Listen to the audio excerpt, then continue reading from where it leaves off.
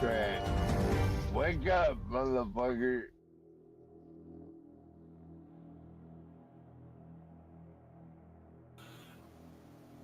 Hello. What's up? It's February 2026. Okay, guys. Interesting day in the markets. So I've been spending my morning just building up this list of stocks I'm going to pick for you guys for long-term hold. So you guys who are waiting for a boomer selection, here we go. All right. Excellent. That's the banner at the bottom. You can see the whole list there. And we'll go over each individual stock and see why I picked them. And, you know, it's to be determined. I might kick some of them off and replace them with something else. But again, UwU today has went up 7.5%. It looks like only 13 minutes to the close, 12 minutes to the close. And I told you guys, oil is the play this year. Oil is the play. And I'm going to give you some receipts, okay? I got some boomers that'll tell you this. And so most people are probably going like, what the hell, where should I go? Where should I go? Where should I put my money? Software still sucks. Well, all right, I'll tell you here. Okay, so, yeah, UwU, 7.48%. If you bought it when I told you to buy it Sunday evening, when the Urban Landlord was still in ban mode, so on my channels. So remember, you have to subscribe to GetCrack to me and on both YouTube and Kick. So in case John gets permanently banned or some reason, who knows, YouTube is very, very, very anal right now. Anything could make you lose your channel at this point. So yeah, be sure to subscribe everywhere you can. So GetCrack to me on all Kick and YouTube, and you know, I have a Twitter on the description in case like I get banned everywhere, who knows. So whatever. So yeah, UwU, obvious. Let's look at the S&P. Okay, interesting day. Now most people would just go to CNBC and go like, well, hey, look, it's 0.1% today, whatever, boring day. It is not a boring day, because look at this red bar. This red bar happened right at the top. It opened above, so close to the most recent highs here, set back in January again, February again. So the past couple months right now, I don't think there was anything higher in December, right? Nope. So it was only January to February. So we're about 1.5 months into the new year. And guess what? You get another of these red bars at the open. This is bad. This means like nobody is confident to keep it, hold it. Right when you have a gap up, they sell off. Right when they have a gap up, they sell off. Right when they have a gap up, sell off. So who's buying this junk up here? Nobody, really. It's just probably dumb money, retail money, that thinks like, hey, things are all right, I'll keep buying up here. Eventually, this will end badly. It'll be worse than the past 2 times we've had deep sell-offs, right? January here, February here, caused by weak earnings and other reasons, probably geopolitical noise. This is all noise. The truth will reveal itself. So that's why the title of the stream is A Feather's Weight will shift the scales, okay? All we need is somebody to put their feather on the bear's camp and it will all fall down. Or maybe they'll put the feather in the bull camp and it will all go back up. I don't know, right? But from what I'm seeing here is that like you've tried too many times to make new highs in the S&P, and it's not happening. And you know, the only reason it even got that high was because of who? Semiconductors. Once again, we've reached the top in semiconductors. So the last time we had this event, we covered this blue region here, the cyan region.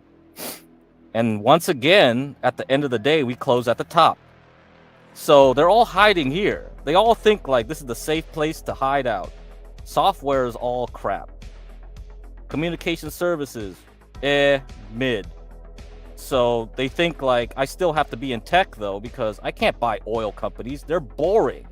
That's my guess. My guess is that they don't want to realize the truth. The truth is that this year is where everybody's going to oil. But these guys are stubborn. They want to stay here. They want to stay in tech. And the only safe tech has been semiconductor. So every time it drops, it goes back up. But you see the volume here right now? There's a lot of volume.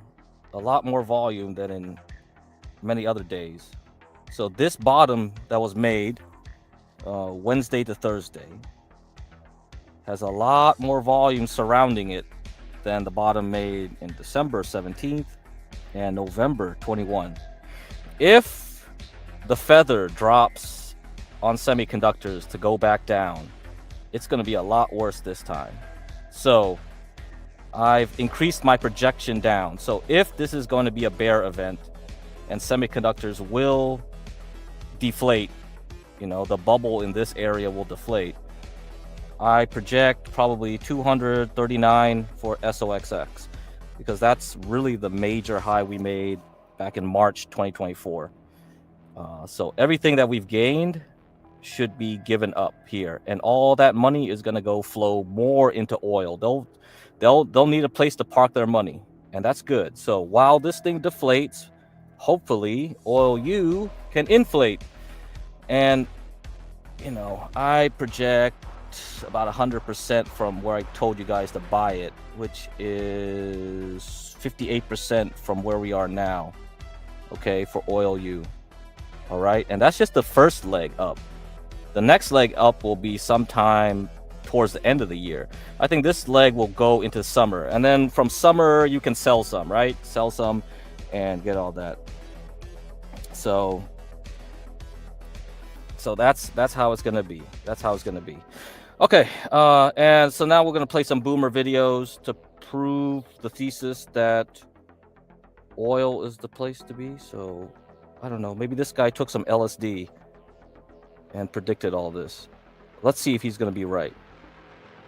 Okay, so this is from the Foundation of Study Cycles, and the link is in the description.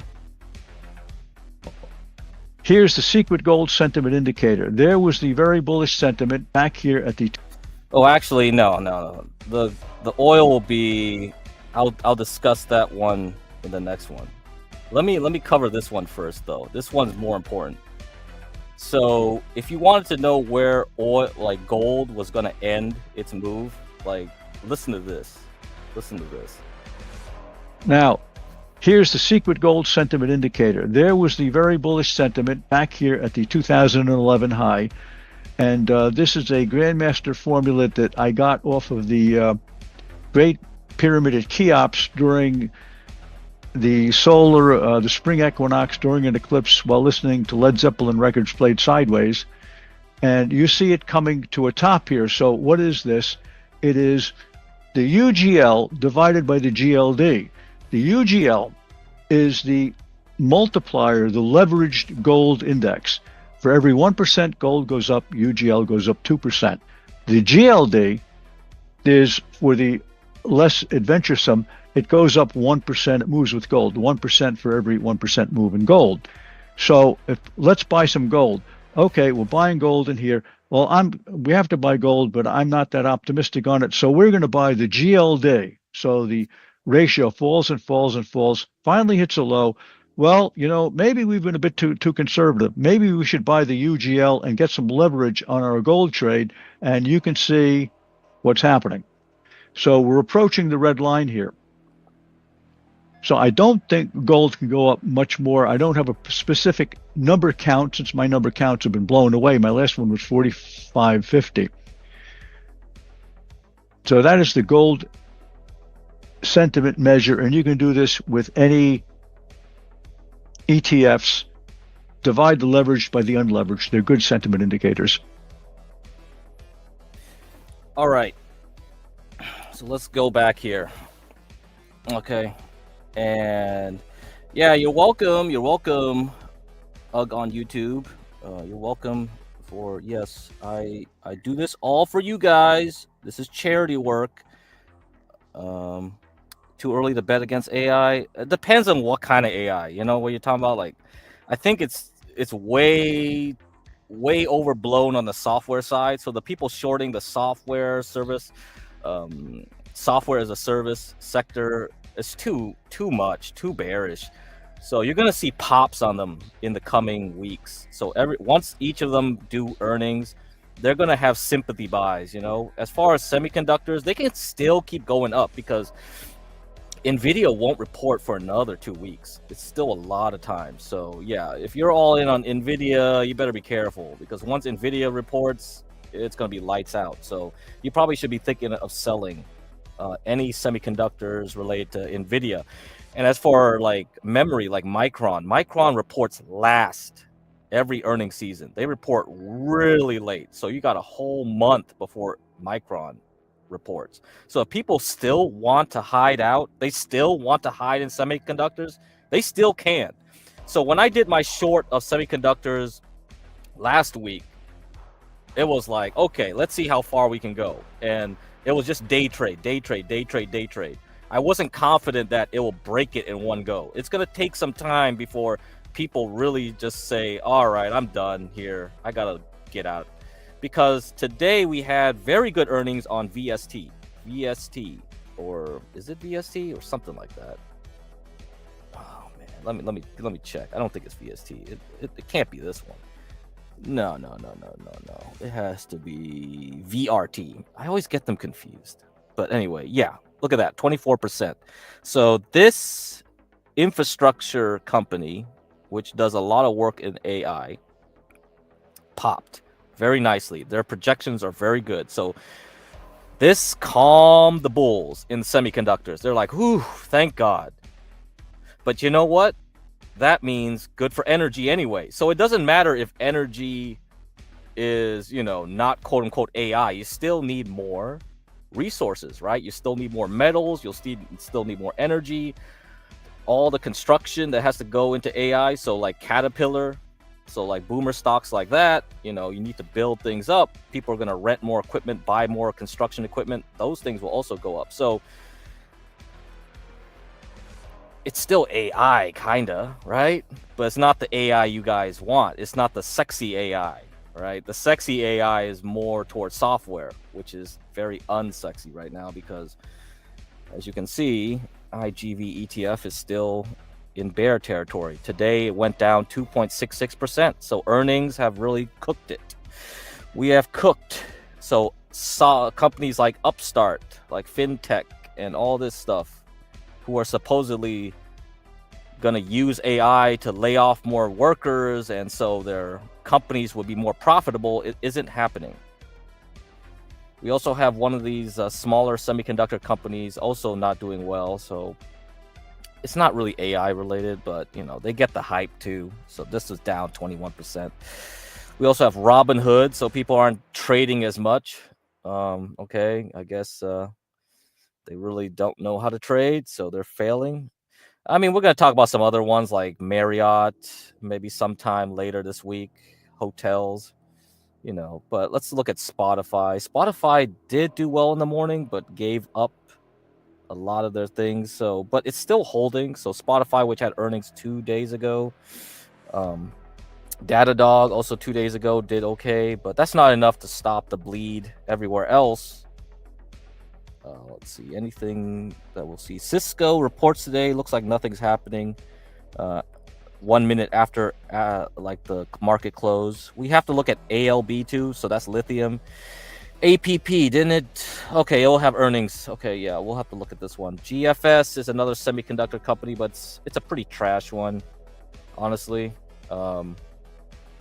This is an ugly looking chart. I wouldn't be putting money in here. Doesn't matter.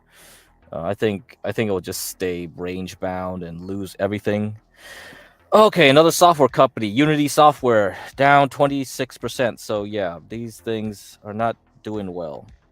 Not doing well at all. Shopify, retail, nope. It popped in the morning, but gave it all up. Okay, so that's about it. I think we got Fastly, another retailer.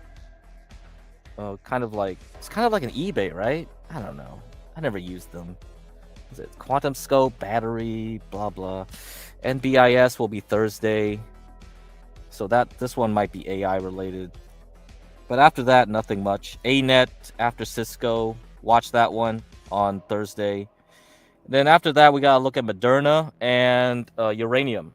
Okay, so Moderna definitely had some news today. I think it was like FDA did not approve of its flu vaccine, but it has earnings Friday's morning. So I'm curious to see if this bounces. It landed perfectly at this level of 36. So this could be a buy. So Moderna could be a buy into Friday. But I'll wait after Friday morning to buy it. I'm not in a hurry. Advanced Auto Parts has Friday earnings too, but it was up 5% today for some reason. So usually I don't go for this one.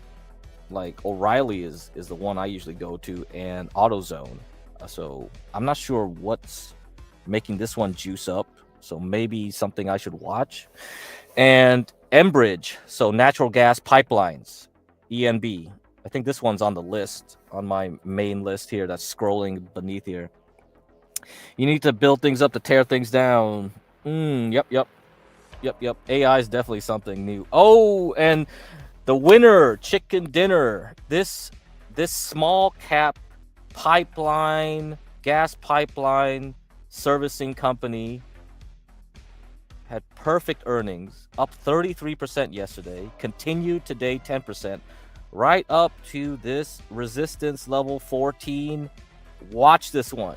So this is probably one of a couple of small cap stocks I put in the portfolio, because if you can get it back at 10 before it returns up to 14 and tries for 20 again, after it breaks out this whole area, this thing is going to shoot to the moon. Okay, so ESOA could be the stock to get for anybody here that's really into high risk small caps. So one of the high risk small caps I recommended in 2024 was TMC, and this was like over the summer, right? So it was hanging around $1, and then towards the end of the year, people would start selling off, probably for tax reasons. They're like, oh, I lost money on this stock, I'm gonna sell it for a loss, get my take a loss for the tax return purposes. And then once January hit, we started moving up, and then Trump said some things, and new board members were put it into the board of directors, and then we kept going up all the way to July of 2025, and that's when we got stuck here at 8. And then we kind of zigzag, right? Got a little bit above 8, give a little above 8, we go back down. So, you know, ESOA could be ready to finish this range and continue up, and this could be another 10 bagger. So it was already a 10 bagger back in 2023 into 2024. This could be a 10 bagger once we get past 20. We go from $8 to $80. Why not? How do you figure out macro market trends such as large shifts from one sector? I just look at the charts. That's it.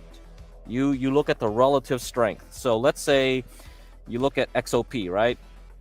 So XOP is the energy ETF, right? Let's look at absolute price. Absolute price says that I need to break 145 to see any upward move. We've tried that many times before. We tried that in 2022, we failed. We tried that in late 2022, we failed. We tried that in 2023, we failed. 2024, we failed, right? A couple times in January, December 2024 into 2025, we failed. And then we crashed with everyone else during the tariff tantrum. So what is the shift in trend? I know which one's the leader. The leader is semiconductors. Okay, let's look at the leader. And then let's look at oil again and divide it by semiconductors. So I take XOP divided by SOXX. Oil underperforms semiconductors. Duh, right? But what we're looking for is a change in this. We got to see a change in this. It could be that we get stuck here and never go up, but I doubt it. because I think oil itself is going to rise to $70 a barrel pretty soon. So when that happens, watch this. Okay, watch this one. You'll start seeing a shift, right? The most money is in semiconductors. The least money is in here. So this is a trend, right? That's a trend. Okay. Pretty simple. Once we break this trend, then we know we're ready to rock. We're ready to rock. And that's how we know that we can continue holding UwU through the year. Okay? So that's how you do it. All right. Now, going back to the gold stuff here. So he said UGL, which is leverage gold. Okay, so this is leverage gold. All right, there's also the AGQ, which is leverage silver. We can discuss that too. So this one is for the psychos who want to risk it all and make more money or lose more money, depending on where you enter and exit.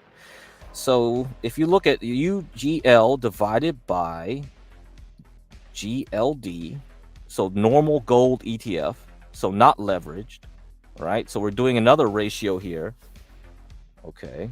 Now he also said to start looking at, the long-term trend. So I'm going to go monthly chart. Look at that.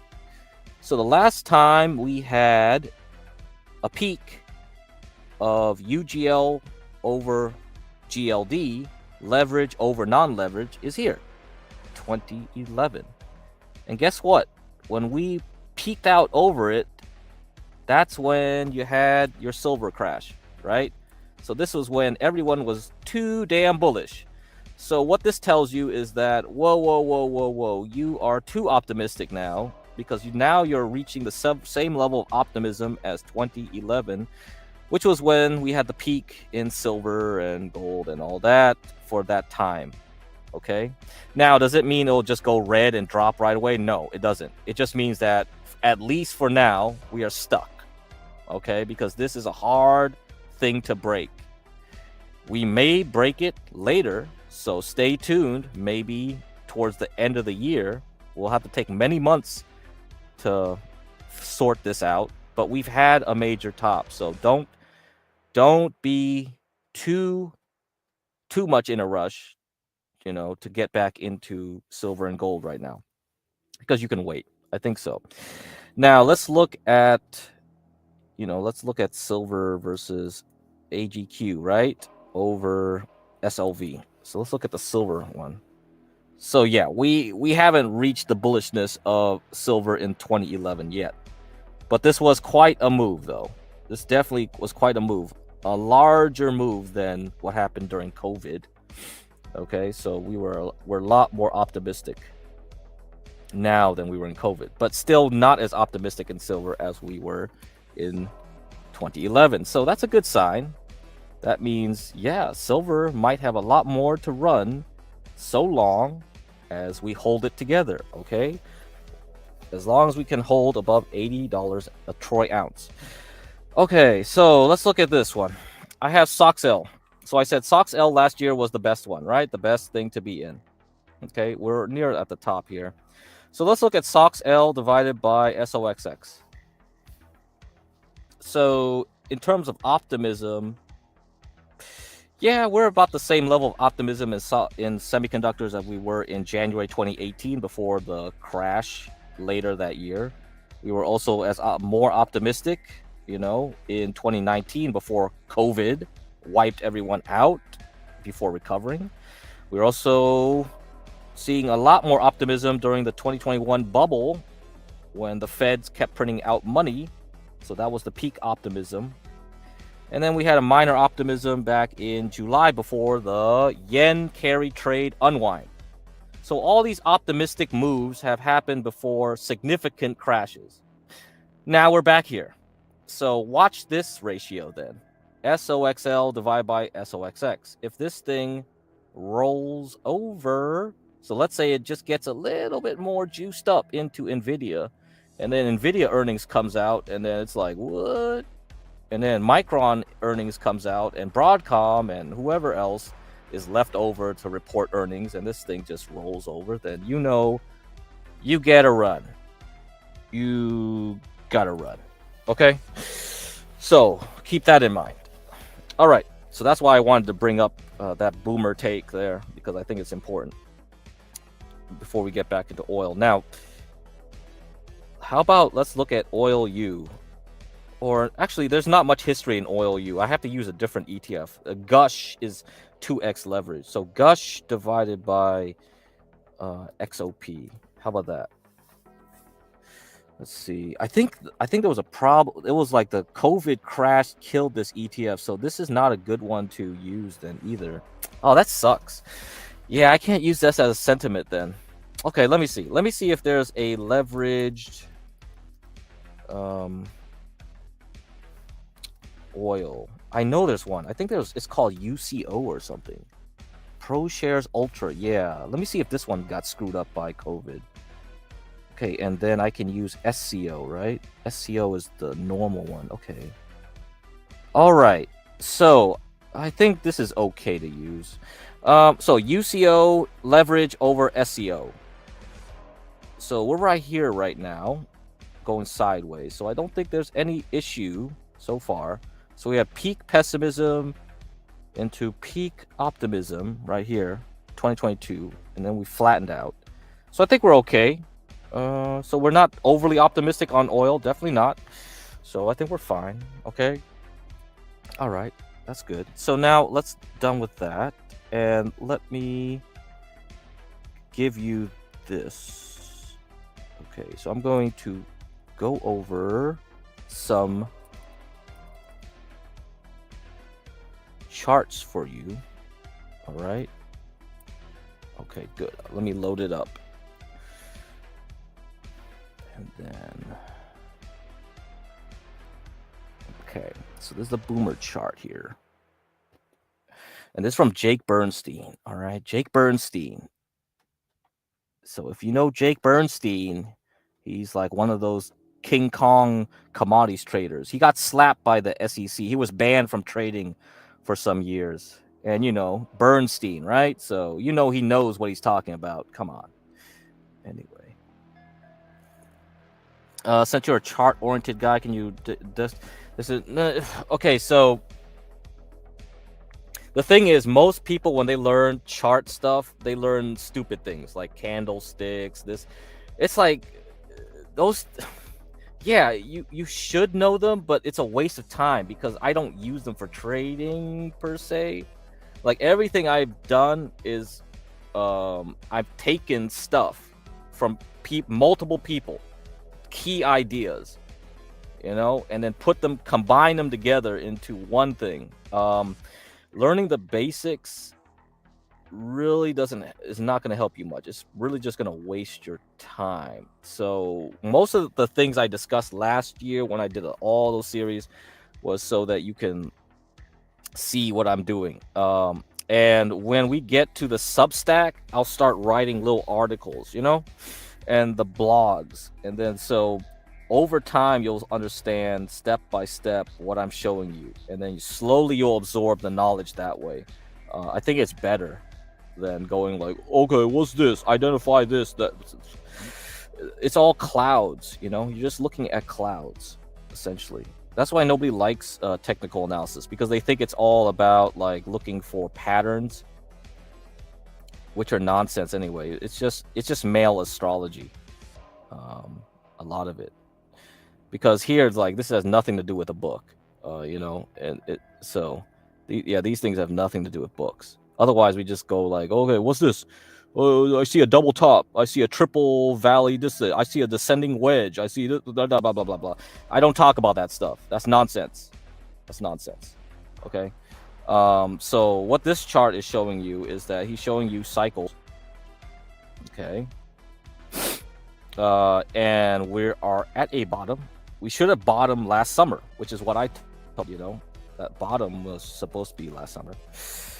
And the red part here, this red, I don't know what you're going to call it, a line chart or a histogram, or it's not really a histogram. It's just it just shows you how much the market is hedging. Okay, so when you look at the futures market, and we talked quite a bit about futures market. Why is it used?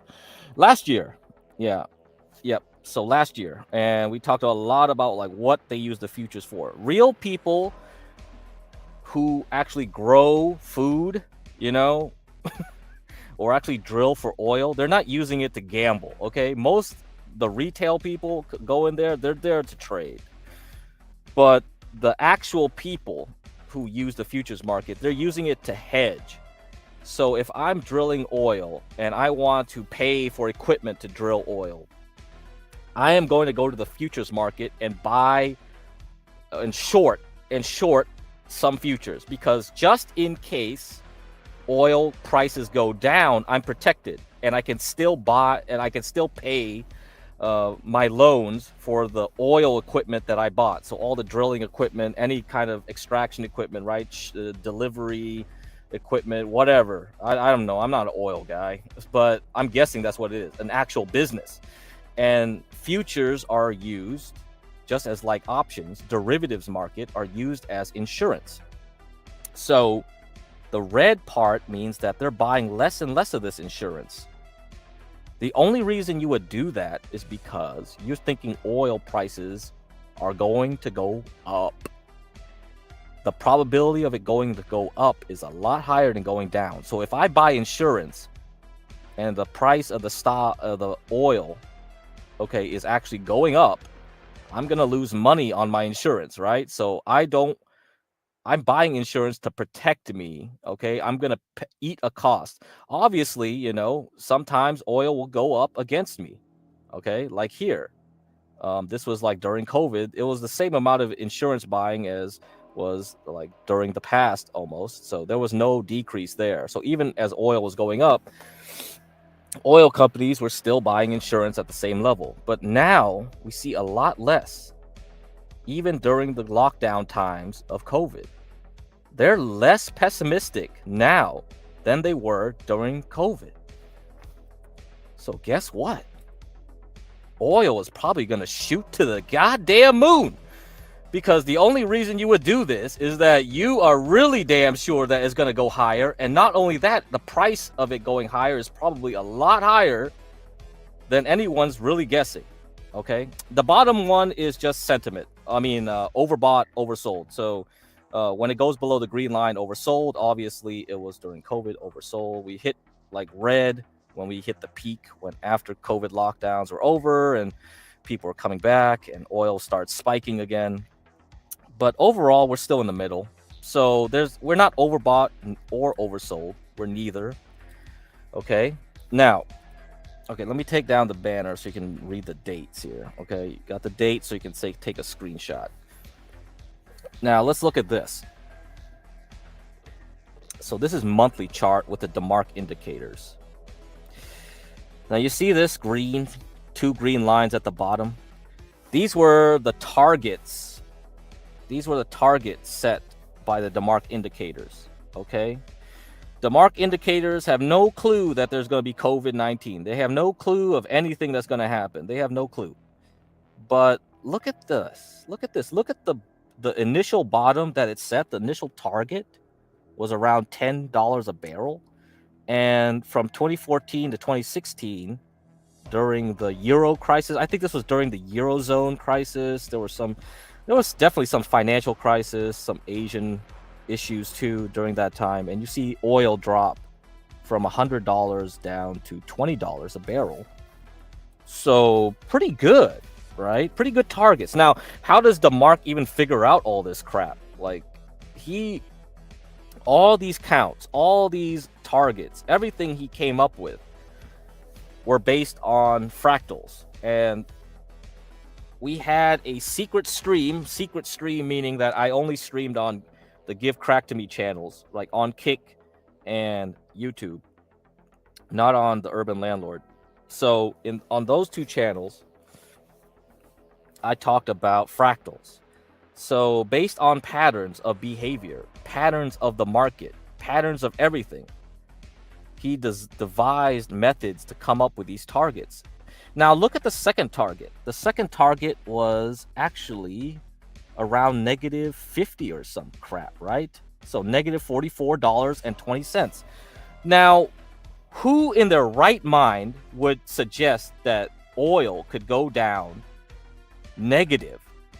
But we did go negative during COVID. We did have people trying to get out of oil because they were stuck with a bunch of barrels on ships that they couldn't offload because everything was shut down. So they were desperate to get out of oil, and they would actually pay people to take away their oil that which they couldn't store. And we actually dropped down to $30, negative $30 a barrel. It's wild to me, you know? It's wild that people out there spend all their time. You know, DeMark is like Rain Man. So Tom DeMark, if you want, you can look him up. He really is insane.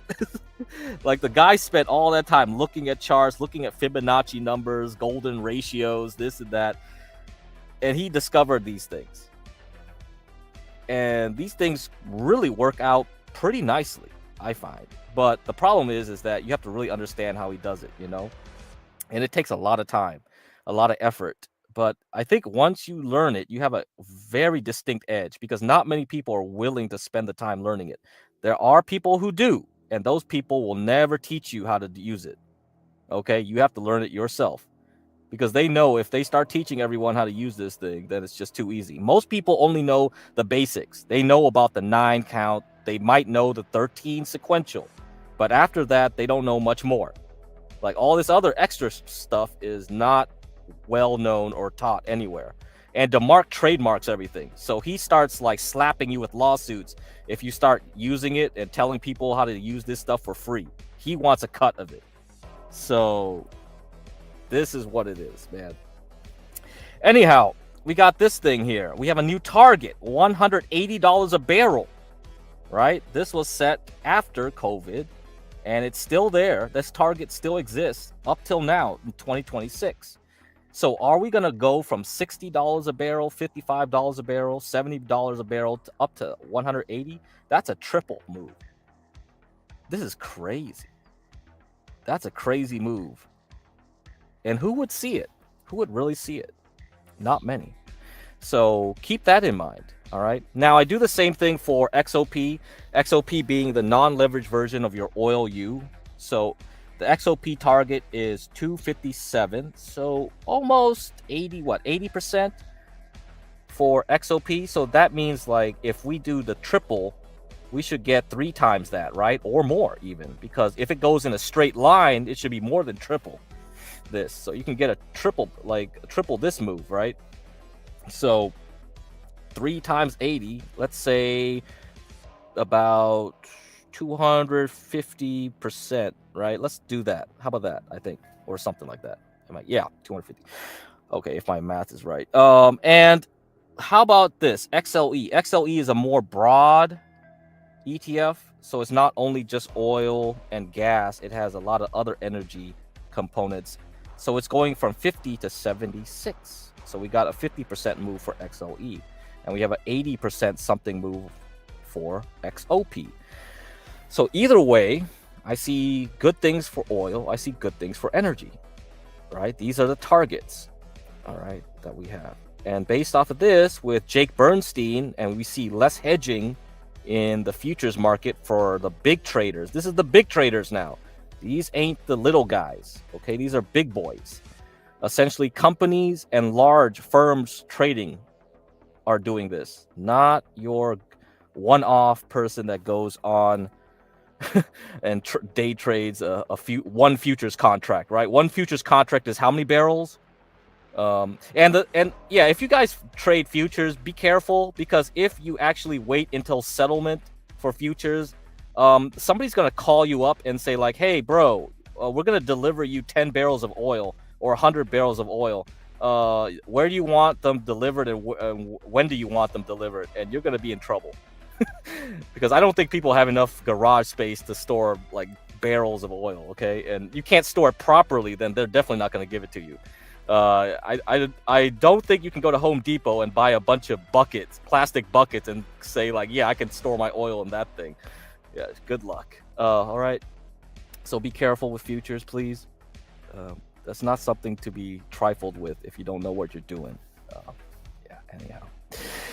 All right, that's good enough here. Okay, and here's another thing to talk about, because I've already talked about this before. There would have to be a prolonged war. Could be. And that's probably what will happen, because human nature is very repeatable. Everybody's in a cycle. There's a war cycle, 100 years, 80 years to 100 years war cycle. So, yeah, so could be happening. Gold's message for crude oil. Okay, so this is an old article. I already mentioned this a year ago. Basically, when gold up 19.8 months forward, you can predict the price of oil. Okay, so let's get back to the chart and let me bring that up. And then once we get that, I'll show you that, and I'll play another video for you guys. Okay.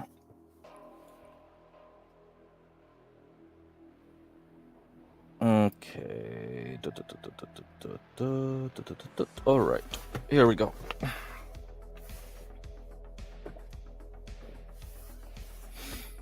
Okay, so I did the homework for you. So I shift out gold. Gold's here. And here's oil. Now, the initial up move should have been during 2024. We only went sideways. We kind of went up into the New Year's of 2025, and then we just gave it all up. So no go. There was no go there. Now, here, right, into 2025, you see, like, we're supposed to go sideways up until November. All right. So from here to here, November 2025. So from January 2025 to November, we went sideways. We kind of roughly went sideways, but mostly still down, right? But now we've been creeping up. We've been creeping up since November. And December, January have been good months for oil so far. Okay, so can this continue? Because the real move up is going to start later in 2026, going into 2027. And then you see we could be going into 2028 with a big push up. Right? There you go. So this is where you're going to be. This is where you're going to be. So somewhere along the river, we are starting to go up late 2026 into 2027 and possibly 2028. This thing will go up. Now, we still need to wait for what gold says. Gold is still going sideways, right? So if gold holds, then we should be nice. But if gold pops, then I guess something is up, because gold leads. And there's another thing to notice. Okay, a lot of people always say, like, well, we have inflation. Why isn't gold going up at this time? So during COVID-19, inflation was going up, okay, in 2021, but gold was not going up. Why? Because most of the people that bought gold for 2021 bought it in 2022. There was nobody left to buy. Okay, so everybody hiding out in gold already bought it at the low during the March-April move, and nobody else was interested at that point. They were buying, but they weren't buying to the quantities that we see now. Now we see a lot more buying, right? We see a lot more of that buying, and that means that this is a predictor of the future. So if this is a predictor of oil, it also means it's a predictor of something else. I'm guessing there's going to be either inflation or war, because why would you buy that much gold ahead of time? So it's most likely we will go sideways, because everyone who wanted to buy gold already was in gold in 2024 through 2025. I told a lot of people to buy gold and silver during the 2024 season, because I was like, well, structurally it should start going up sometime in the next several years. But, you know, at that time, people were like, that's boring. Buy Bitcoin. So nobody listened to me then. So whatever. All right. Anything else? No, we're done. We're done here, I think. Okay. Let's play another video.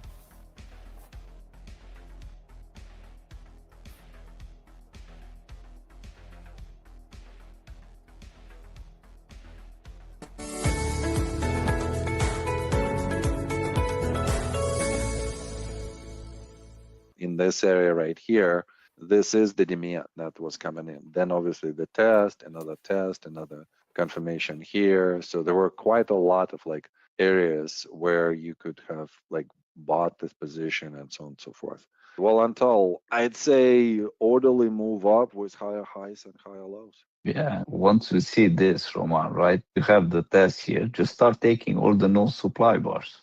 And that's what we did in training until today, right? So we were Yeah. looking for this bar. And then because this is holding, right? And then look at the volatility, look at the spreads, how they're diminishing, the down spreads. And selling is diminishing. Right? This is an analog to this. Same idea. The 3 bars down. Yeah. The higher level, like in the middle. Yeah, and look at this change here. The same concept, right? Look at this, and then increase in effort right here, and higher low, right? So here you're increasing the volume, the selling, and then why we print a higher low? So yeah, demand. This bar confirms it on the ease. Yeah.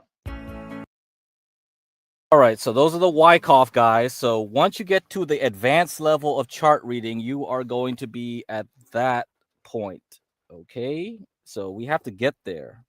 Yo, what's up, 12th man? What's up? And this is where the things have to be. You know, you're going to have to learn the basics first. So I think the first thing is to learn the philosophy of things. So this was the picture I had for my thumbnail. You know, you have bulls on one side, bears on the other. What you should really think about is that, like, you have buyers and you have sellers. And when you are at a point where they are in agreement, everything is equal and you start going sideways. Okay. And at one point, something will happen. Something will shift the attitudes of both sides. And they will have what is called a feathers drop on it. Okay. So let me try to get this quote. I got to go find this quote.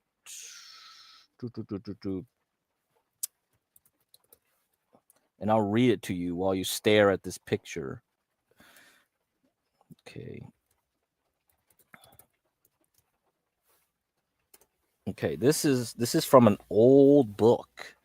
Okay, an old book, but it's repeated in David Weiss's book, Trades About to Happen. I talked about that book in a couple of streams already, and I don't recommend you read that book per se because it's pretty dry. You're probably going to get bored. The only thing that's important was that you understand that there is something called effort you put into something and the result that happens afterwards. So there's effort and result. Okay, so let me find the quote. Okay, here we are.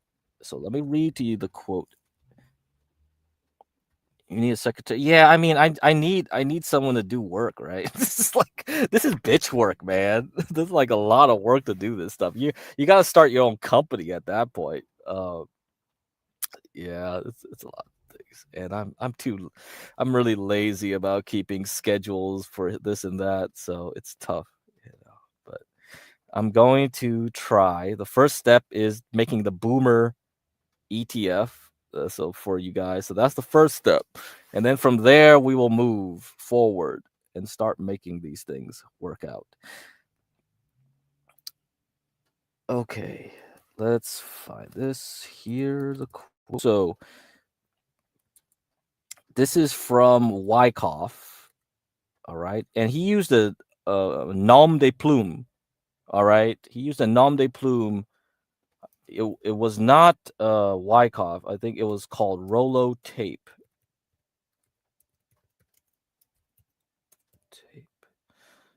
Okay, I think that's his book. Richard D. Wyckoff. So if you want to read that book, you can.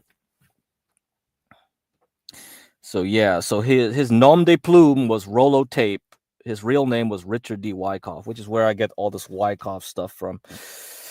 All right, so that's it. And this is from his book called Studies in Tape Reading, page 95, apparently. I don't know which edition. Successful tape reading is a study of force. It requires ability to judge which side has the greater pulling power, and one must have the courage to go with that side. There are critical points which occur in each swing, just as in the life of a business or individual. At these junctures, it seems as though a feather's weight on either side would determine the immediate trend. Anyone who can spot these points has much to win and little to lose. Okay. Hopefully you got that. Now, you saw the bears and the bulls with that feather, right? And I've talked about it in the charts itself. There are times when we are going sideways. There's equilibrium. Right now, there's equilibrium, right, in a lot of places. Okay. Let's look at one such chart. Let's look at ExxonMobil. ExxonMobil here with the monthly chart. Look at it. Look at this thing, right? Do you see something here? Do you see something? It looks like a equilibrium to me. What does that look like? It looks like everyone's in agreement. ExxonMobil is perfectly priced around $115 a share. And it's been like that since 2022, November. But recently, after earnings, or even just before earnings, we broke out. So a feather's weight has now been put on the bull side. And so every time you see something like this, where you have a range, it's also known as a cause. It's time to watch carefully, because once we know which side has won, it's going to fly up very fast. And for a boring boomer stock like Exxon, going up 17.5% in January, and so far in February, 10%, that's a lot. That's a lot of movement for such a boring stock. So we look for these. These are the things we look for. You want to see something like this. You want to see a range. Now, if you look back at semiconductors, right, we have a trend. We don't have a range. But if we zoom in, we look at the lower time frames. We look at the 78-minute. You look at the hourly. Are we building a range here? Are we building one? That's what we're looking for. We have to see if this thing just zigzags, it will do this. If it just does this zigzag and it gets tighter and tighter and tighter, let's say this thing gets tight, so tight that it just stays really close to 350. That's the equilibrium. And one moment, a feather will drop on it and it will decide bye-bye, go down, or bye-bye, go up. And that's what we're waiting for. All right. So we are looking for that thing too. Moderna also follows into this category, right? If you look at Moderna, everyone, wrote it off for dead after COVID. All the people that just held onto Moderna after COVID just held, and it just kept going down, making new lows. Here we have a range. Let me turn off these volume things here.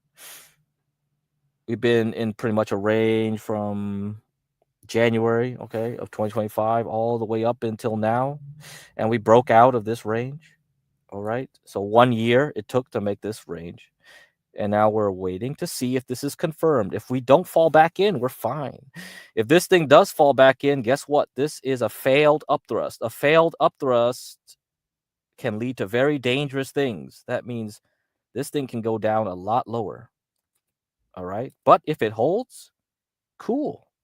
Maybe we can go from $40 back to $200. That's a good price, right? To get. So that's what we're looking for. All right. Okay, that's good. About 56 minutes here. Very nice. Okay, let me read some articles for you. So we're done with that.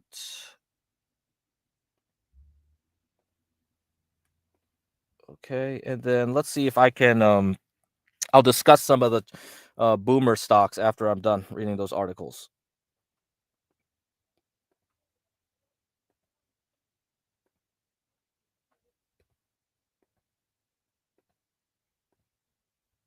Okay. Let me discuss a little bit about the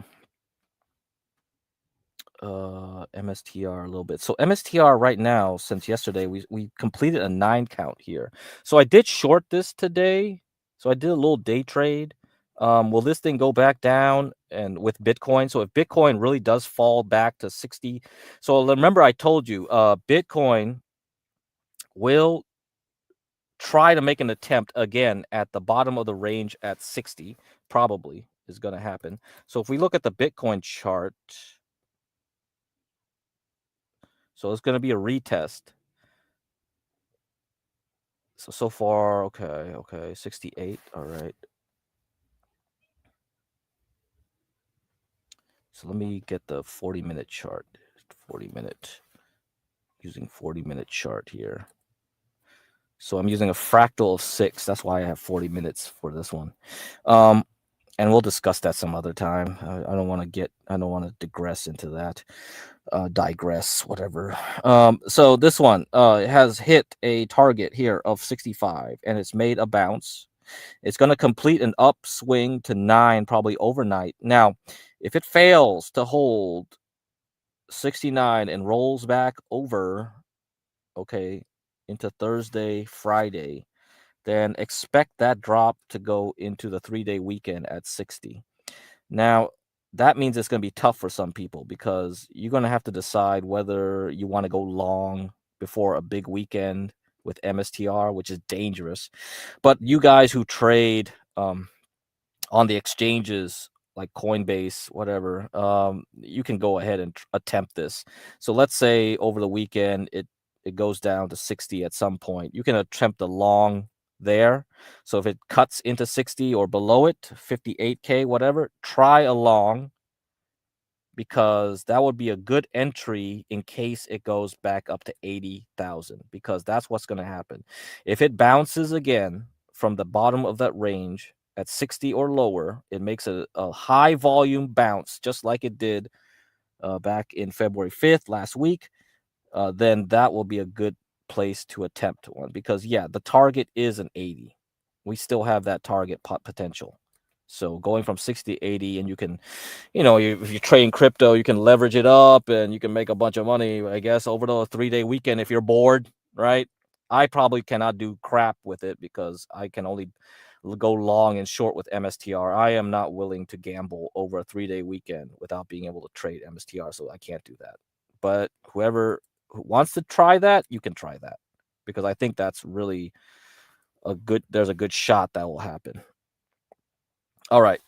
And we have like Chinese New Year's for the whole week. So the Chinese market is closed. So there's probably going to be a lot of people bored over a whole week over in Asia. And, even though crypto is technically banned there, crypto mining, of course, they'll still trade. They'll go to the Hong Kong exchanges and trade crypto because Hong Kong does not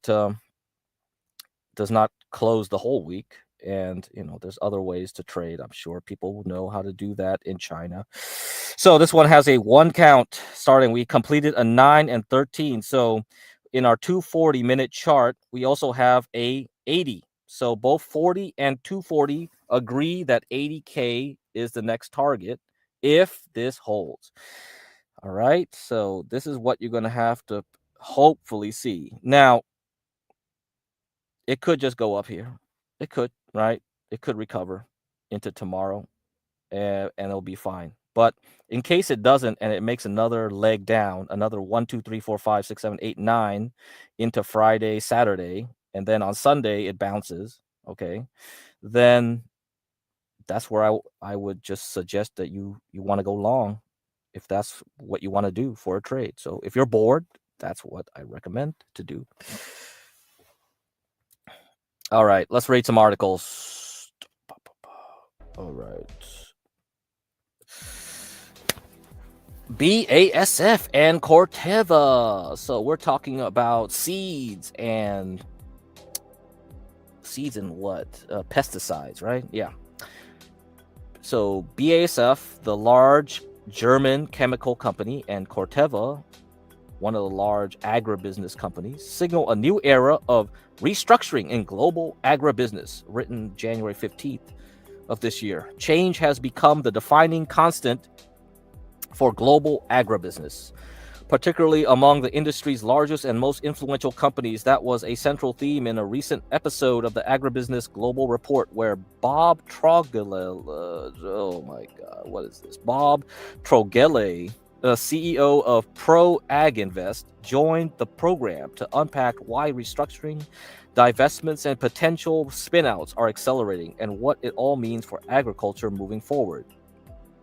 Trogele, who brings more than 35 years of leadership experience across the agribusiness sector, framed today's environment as the result of converging macroeconomic, regulatory, and geopolitical pressures. Since COVID, over the last 5 years, changes are constant, he said. That's what we should expect as the industry adapts to a new macro environment for agriculture and a shifting business climate, depending on the country.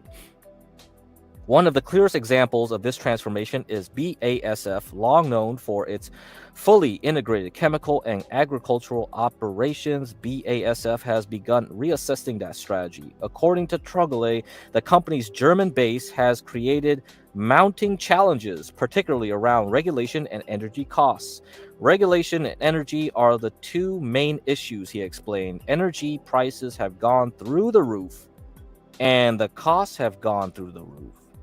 Europe's climate policies and Germany's historical reliance on Russian gas and oil have compounded the situation, forcing BASF to make difficult decisions. As a result, the company has been divesting some assets and is now exploring initial public offering for its agricultural business. That places the ag unit into a separate company where BASF will remain an investor but will also attract other investors to come in. While BASF ag business is widely regarded as strong and well managed, Trogele noted that separation is no simple task. It takes a couple of years to decouple all the systems of an integrated multi-billion-dollar organization, he said, pointing to the complexity of disentangling shared services, contracts, governance structures, and operational sites. Still, he remains optimistic, adding, "I would bet that they'll be highly successful when they get there." So that's good. There's a new stock coming into the market. Yes. Yes. This is what happened with GE when they start splitting off all their companies. All their stock prices went up. Delicious. Okay? This is good. This means we have lots more tickers to pick and choose from. Corteva presents a very different restructuring story. Born out of the Dow Chemical and DuPont merger, Corteva has spent much of the last decade navigating regulatory scrutiny, integration challenges, and pandemic-related disruptions. Under CEO Chuck Magro, the company has taken decisive strategic steps, including major acquisitions such as the $1.1 to $1.2 billion purchase of Stoller to build out its biologicals platform. Today, Corteva operates across three primary platforms: seed, chemicals, and biologicals. The seed platform, the traditional pioneer business, is doing extremely well, Trogele said. The chemical business, however, faces tighter margins and intense competition, while biologicals remain firmly in growth mode. Corteva's reported plan to separate parts of its business reflects an effort to sharpen focus and unlock shareholder value. So another one itching to split. So Corteva had like earnings a couple days ago, I believe, and they are going to split off their companies. So we have another one that might split up. All right, let's see. What's the comment? I might be willing to do some bish work since doing is the best way to learn. We'll see how busy I am a couple months. Yeah, I want Garian to start working on this. I want other people. First off, though, we need to have structure, a plan, and then start working on it. So there'll be a lot of people interested in doing this for sure. And yes, that's the best way to learn, is to do. Yes. So once I have a plan set up with the boomer portfolio is the first plan. Getting a boomer portfolio to outperform consistently, step 1. Step 2, getting it to outperform hedge funds and mutual funds and other ETFs. Those will be step 2.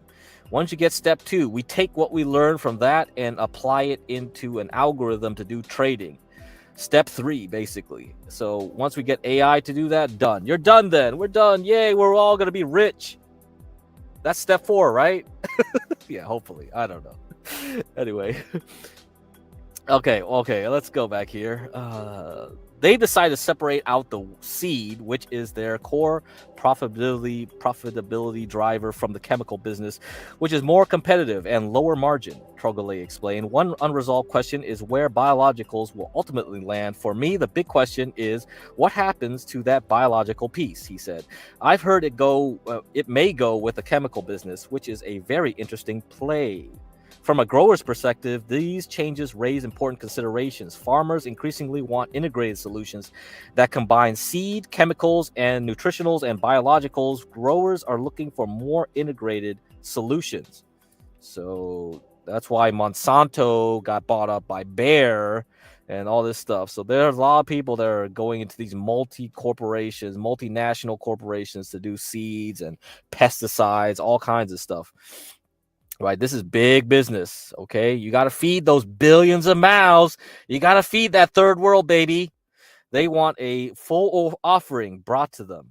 Corteva, he noted, has historically excelled at delivering strong technology across all those areas. They're giving some of that up to extract shareholder value.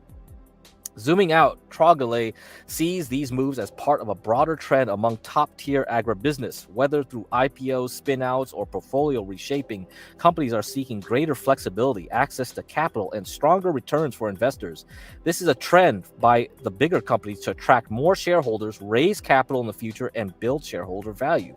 As global agriculture continues to adapt to economic uncertainty, regulatory pressure, and evolving grower needs, the strategies of industry leaders like BASF and Corteva may offer a preview of what's ahead. For Trogley, the one thing is clear: change isn't slowing down, it's becoming the new normal. All right. Let's go, baby. Let's go. All right. One other article here, which is funny. I think this was a funny one.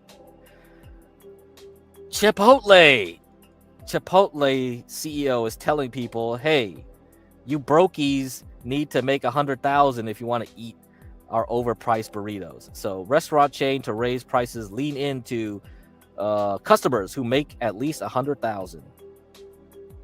A national restaurant chain is planning to raise prices after its CEO said he wants to lean into customers who make at least $100,000 a year. Chipotle Mexican Grill's interim CEO Scott Boatwright said during an earnings call last week that the company wants to increase foot traffic and revenue by focusing on a higher earning demographic, according to Business Insider. What we've learned is the guest skews younger, a little higher income, is typically a digital native, and that their grounded purpose aligns with our North Star as a brand around clean food, clean ingredients, high protein, Boatwright said. We are the way they want to eat, and we're going to lean into that in the most meaningful way. We learned that 60% of our core users are over $100,000 a year in income, in average household income. That gives us confidence that we can lean into that group in a more meaningful way to really drive meaningful transaction performance in the year. The median household income in the U.S. was $83,730 in 2024, according to the U.S. Census Bureau. The median annual income for an individual full-time worker was $62,608 in 2025, according to the U.S. Bureau of Labor Statistics.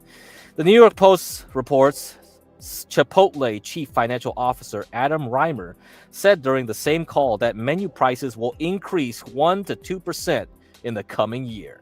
A rep for Chipotle said the price hike was separate from Boatwright's comment on higher income customers, according to Fox Business.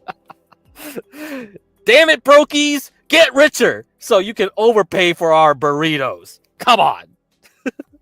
Oh, man. I haven't been to a Chipotle in a long ass time. I used to eat that a lot when I was I don't think Chipotle was when I was in high school. No, they're definitely not. So it must have been like later in college, so probably grad school. I started eating there a lot for convenience sake. Because yeah, if you live in a college town or then you go to work and you just live on an office campus, there's not many choices. So unless you pack your own lunch, yeah, that's where I would eat.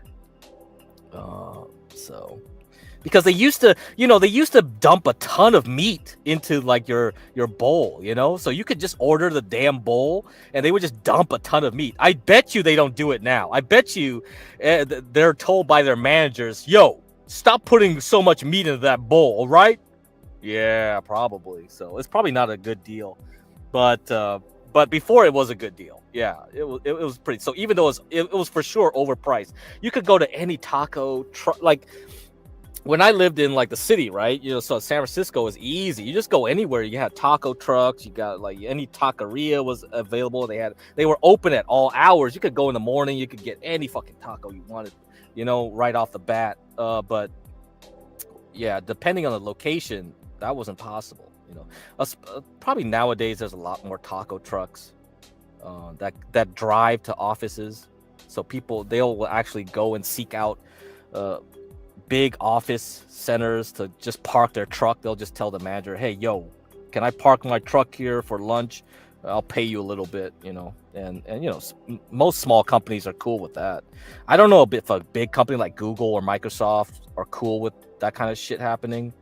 But definitely small company. I used to work in small companies. They would invite taco trucks, like any kind of food truck to come through. Yeah. So, and sometimes they would pay for everyone's lunch too, if the CEO was feeling generous. If we were doing good that year, oh yeah, it was a good year for us. Yeah, they would just treat us. Yeah, here's an ice cream truck, taco truck, whatever. So yeah, ate that at school. I think it was always a popular thing at school, but it's overpriced, Anyway, you can read the rest of this thing yourself in the link. So this is the Boomer ETF I'm building. All right. So we're getting some here. I also added this one, 2 risky stocks. Today, this thing went up like 30%. I don't know why. It must have been some news. Holy crap, dude. Yeah, almost 30%, 26 something. Oh my god. So this is great. We got some good ones here to pick out. So I am going to go through how I come up with this thing, and that will be in my Substack. Okay, and I'll go through each one and show why I picked that. But for now, you can just take a screenshot here. Okay, just take your screenshot. So I'm going to do a year-to-date gain right now, and just take your screenshot. You have the size of the company, market cap to your right. You have the rate of change here from the beginning of the year. Okay, you have the industry label. Now the foreign ones won't have it listed like this one. Some of the foreign ones. So TKAMY, ThyssenKrupp is a German steel company. So you remember I was highly bullish on steel. So this one actually outperforms so far this year a lot of US steel, but US steel is more stable. Okay, so the charts look more stable, like Nucor, NUE, and what's the other one? Steel Dynamics, STLD. I have one copper because this is the biggest copper manufacturer, FCX. And then I'll start adding ALB for the lithium. So that one does lithium as well as mine other materials. So if that one has earnings right now, if that one does well tomorrow, then I'll add that one, ALB. But for the most part, we have one fertilizer. All right, here, ADM, Arthur Daniels Midland. Okay, up 20% so far. So these are the ones to get. Mexican cement. So it was going down after earnings last couple weeks, but is recovering. So I added that one, and some other things here that might do well. Like I'm not a big fan of airline companies, but if you had to pick one airline company, I was like, get United. All right, just throw one United in there. Fine, I'll use that one. And I have one cruise line. Okay, Royal Caribbean. This is the one Jeremy supposedly applied for to be a deckhand or whatever. So Royal Caribbean is one of the only cruise companies I would say that has done very well since COVID started. So after it's crashed during COVID and when we had reopening, it has a very nice chart. It's about to touch 360 again. If it gets into 360 and breaks out, we are going to resume a new trend in Royal Caribbean. But everything is about oil and gas. So MPC, Marathon Petroleum Corporation. We have PSX, Phillips 66. You have CVX, Chevron. You also have Exxon. We just talked about that one, XOM.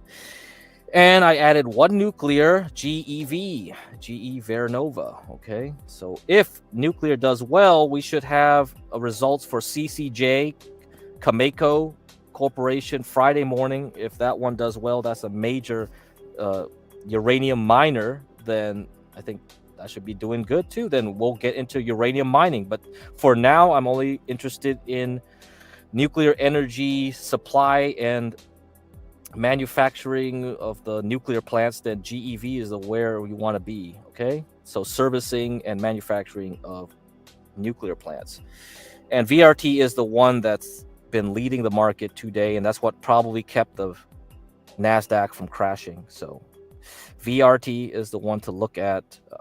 I wouldn't buy it now though after it popped. Same thing with ESOA, but if these two go fine the next 2 weeks, then yeah, I'll be telling you where I would buy, okay, those two stocks. But a lot of these have already reported earnings way back when, so they're probably okay to buy. AstraZeneca, one biotech. I'll add Moderna if it does well tomorrow. We also have I think I added two South American banks. Banco de Chile, BCH, very good. A lot better than some US banks actually performing. Did I put the other one in there? Did I put the other one in there? Maybe I didn't. I didn't put the other one in there yet. There was another one, so I might add that later. Okay. For now, I got Banco de Chile. Yeah, I'll make a note of that. I think there was another one I saw. Okay, South America. Okay.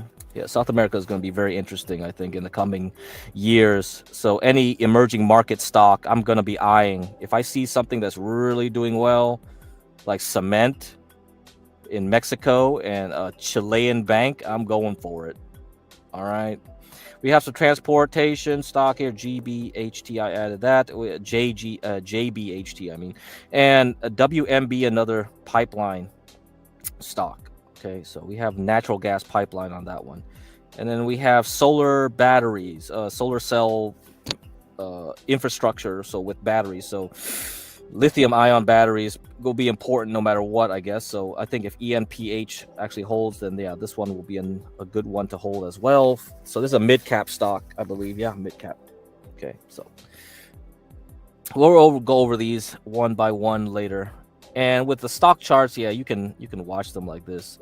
So I can quickly just go through, like, this is how the boomers do it. They just go every weekend. They just pull up charts and start staring at them like this. They go like, oh, okay, was this one good? Yeah, sure. Buy.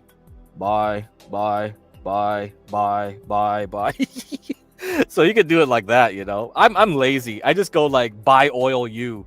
It's like just leverage ETF. Just buy the leverage ETF. Why am I doing this? But let's go. Let's go. If I don't want to cheat, then that's how I'll do it.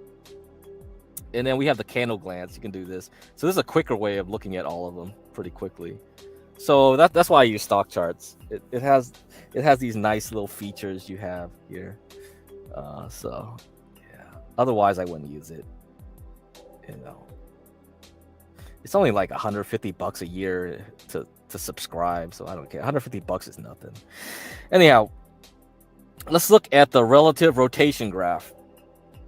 Okay, so that's a relative rotation graph, and this thing tells you the relative strength compared to the S&P 500.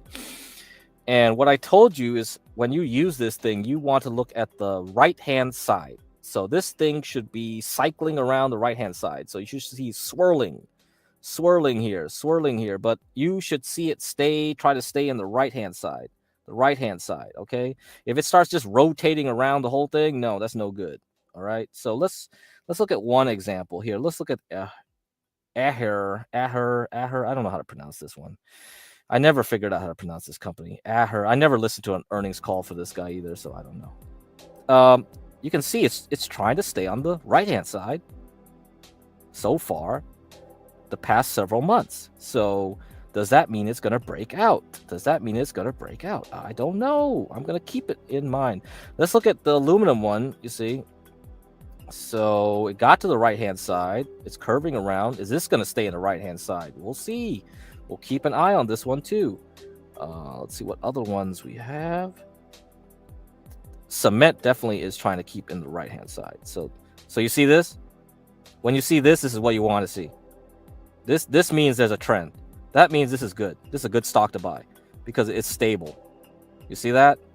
Over the long term. So that's why it's on the list. Now look at United Airlines. It's trying to stay on the right-hand side, but I'm skeptical. I think it's going to fall out of it. How about GEV? So yeah, for the most part, it is trying to stay on the right-hand side. So that one's good. So this is another way to pick stocks.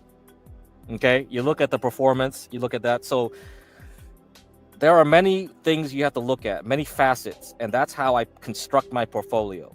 So I lay it out step by step. Do this step, do this step, do this step, do this step. If I set this out, I tell AI to do the same thing. Then I let AI do this thing for me. Then I don't need to do this anymore. Right? There we go. Yeah, you did notice that, huh? It looks like a phase space diagram in physics. Yeah, it does. It does. You know, there in electrical engineering they have those Smith charts too, right? yeah. It's so I don't know if you want to say this is a vector and it's like, oh, okay, I don't want to go too deeply into that.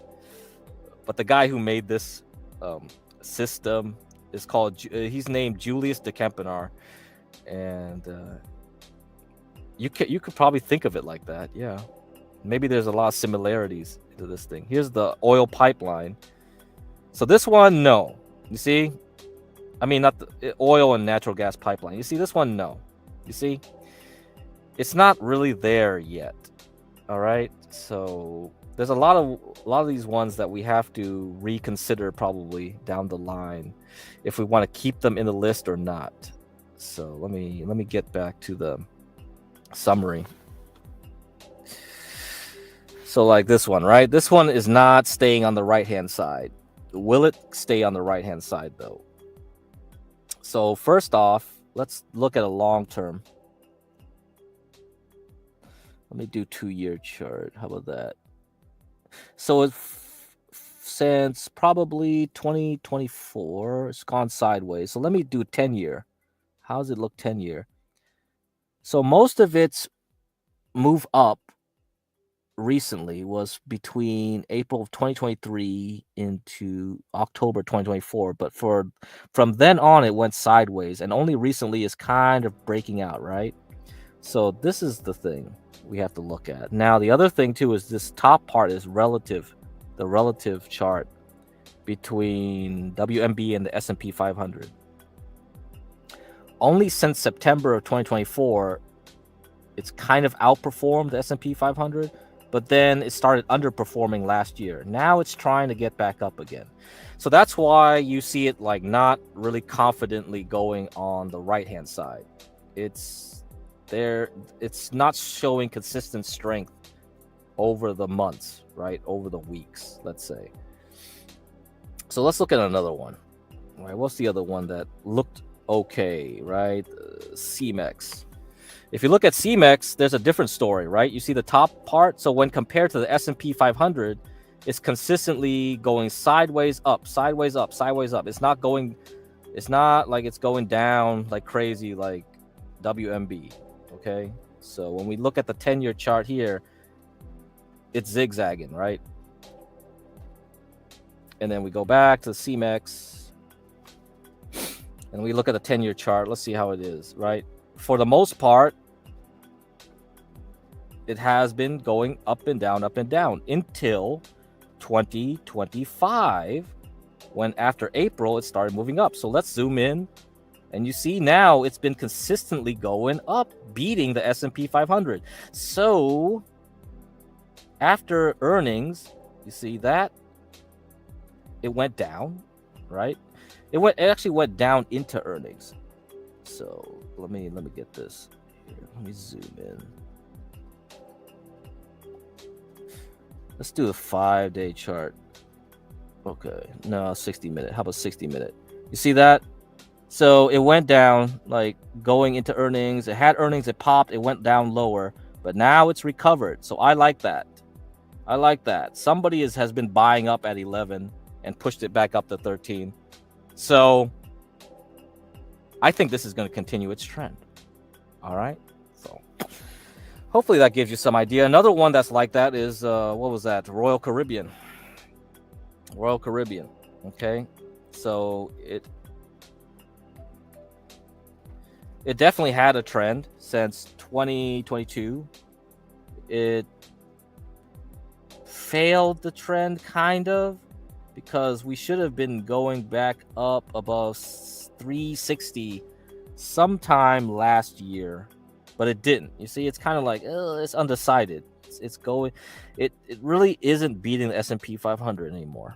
Like, between 2022 and 2024 November, it was. After that, it got a lot more volatile. It went down here probably after earnings of some sort, tried to bounce, and then it just fell back, right? I think this was this was after April. So yeah, okay, it followed April. That makes sense. It tried to recover. Okay, yeah, so it's a bit more ugly, right?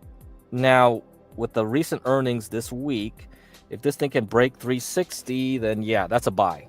That's a buy. Okay, so that's what you're looking for. You want to look for something like XOM, because Exxon has not been beating the S&P 500. It's been going flat to down since 2022, and now it's perking up.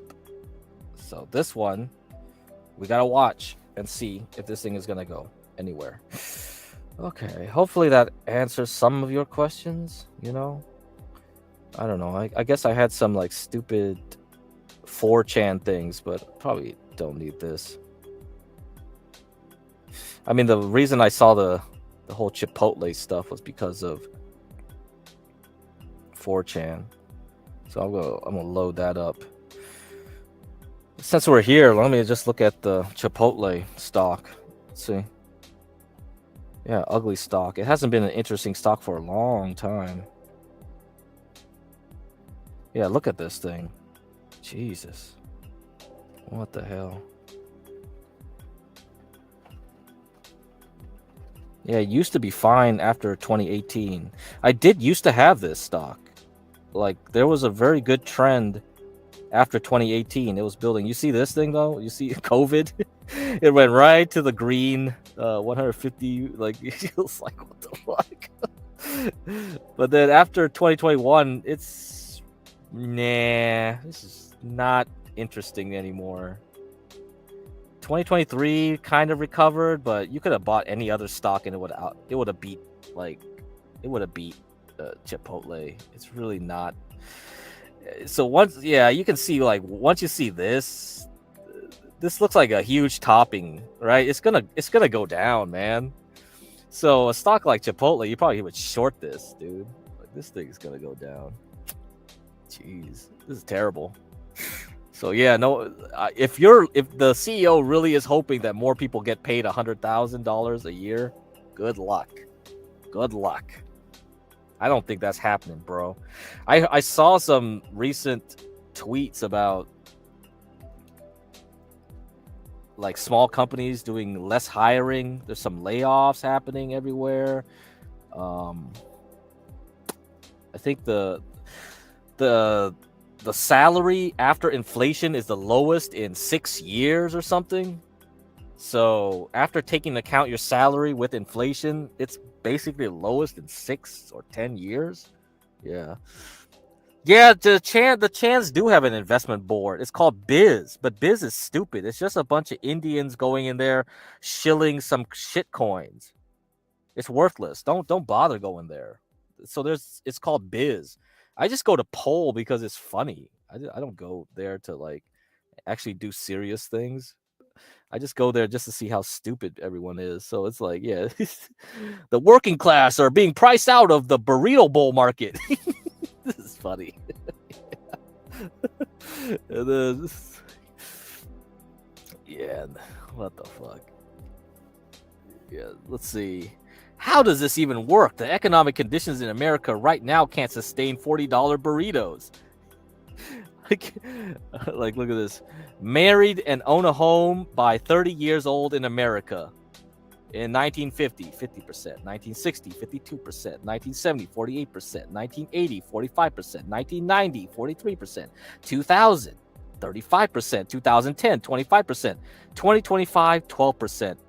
Incredible. Yeah, I mean, yeah. Most of 4chan now is just like reposting shit you see on Twitter. It's really pointless. Sometimes there's some funny stuff that people say. What, 39 euro chili burrito? What the hell? Is this what you guys eat in Germany? 39 euros? Oh, man. Burrito meat, chili con carne, fulung, 40 struk, 3.2 kilograms a carton. Oh, man. What is this shit? God. Yeah, there's some stuff, man. Oh, is this the Taco Bell CEO?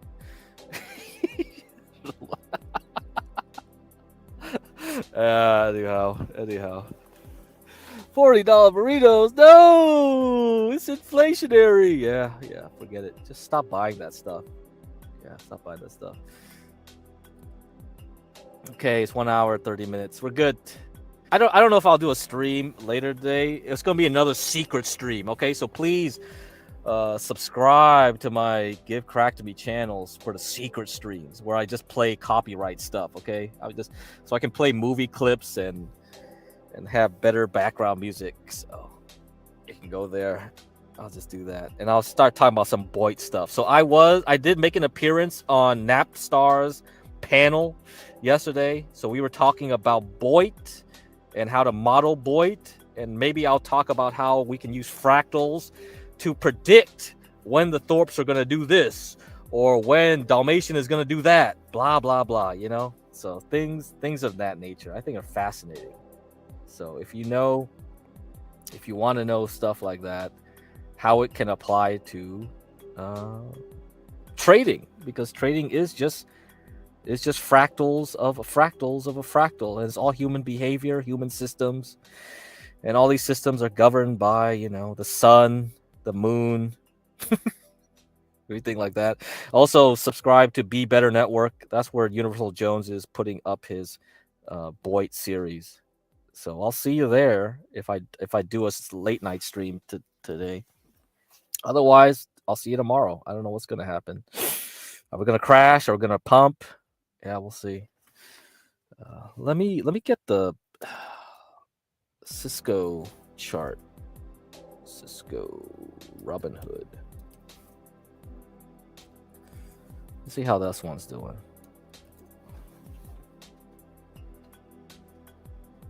Oh my God, it's crashing 7%. Is it pulling the semiconductors down with it? Nope. Ignoring it. So, guess nothing. Whatever. Everyone's still happy in semiconductor land then. All right, guys. So, I'll see what will be, but maybe nothing to do tomorrow, at least for day trading. But I did get some trades in for shorting Palantir and MSTR, little small trades, but nothing. The big thing is to follow UwU. UwU is where you want to be. Microsectors, oil and gas exploration and production, 3x leverage, ETN 8%. So 20 to 25% if you got it in when I told you to buy it last Monday. So that's good, right? That's good. A lot of boomers would kill for that kind of gain in a couple weeks.